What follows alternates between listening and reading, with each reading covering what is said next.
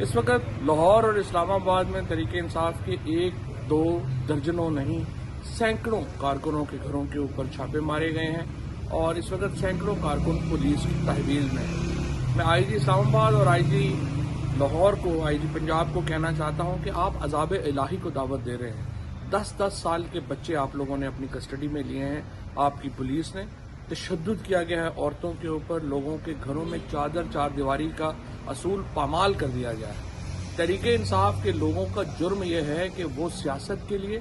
اپنے انسانی حقوق کے لیے اور پاکستان کو ایک ماڈرن ڈیموکریٹک سٹیٹ بنانے کے لیے جدوجہد کر رہے ہیں۔ کیا یہ جرم ہے کہ ان کو اٹھا کے راتوں کو جیلوں میں ڈالا جائے، ان کے خاندانوں کو، ان کی بیگمات کو، ان کی ماؤں کو، ان کے بچوں کو اس طرح سے ذلیل کیا جائے؟ جو لوگ آپ لوگ جو کر رہے ہیں یہ پاکستان کے آئین کے منافی ہے، پاکستان کے قانون کے منافی ہے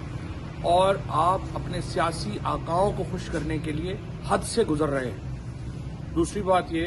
کہ جو ہی ہم یہ بات کرتے ہیں،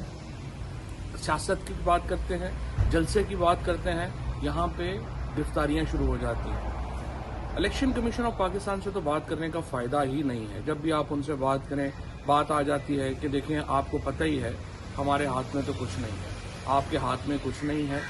یہاں پہ کسی کے ہاتھ میں بھی لگتا ہے کچھ نہیں ہے اور